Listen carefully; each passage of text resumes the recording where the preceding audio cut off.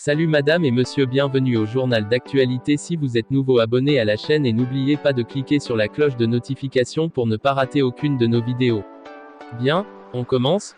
Au Mali, le projet aurifère d'Andoko, où la junior minière australienne Oklo Resources a déclaré en 2021 une ressource minérale de 11,3 millions de tonnes, pourrait bientôt changer de propriétaire. C'est le Canadien B2 Gold qui a jeté son dévolu sur l'actif, l'un des plus prometteurs du pays, en concluant un accord pour racheter Oklo et tout son portefeuille d'exploration pour un montant estimé à 91,3 millions de dollars australiens, environ 65 millions de dollars.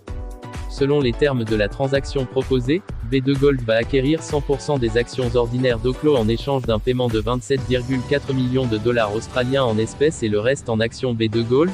L'opération est encore soumise à un certain nombre d'approbations, y compris celle des actionnaires d'Oklo, des autorités maliennes et des marchés TSX et NYSE. Si elle arrive à boucler l'acquisition d'Oklo Resources, B2 Gold élargirait sensiblement son empreinte sur l'or au Mali. En plus de Fekola, une des plus grandes mines d'or du pays. La compagnie canadienne est active sur l'exploration, notamment sur le gisement Anaconda qui hébergerait des ressources totalisant 32,4 millions de tonnes selon une estimation datant de mars 2022.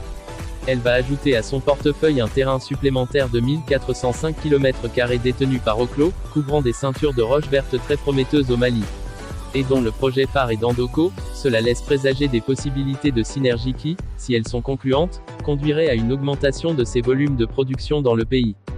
Bien que l'équipe d'Oklo continue de voir un potentiel important dans le projet d'Andoko et dans la région en général, d'Andoko se trouve à un point d'inflexion et cette transaction élimine les risques associés au développement, aux futures levées de fonds et aux autres risques auxquels est confrontée une jeune société d'exploration aurifère dans une juridiction étrangère, commente le DG d'Oklo, Simon Taylor.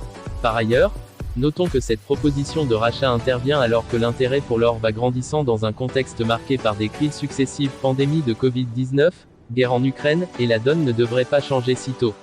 Selon Terry Eman, directeur financier du World Gold Council, si on ajoute à ce contexte les incertitudes liées au changement climatique.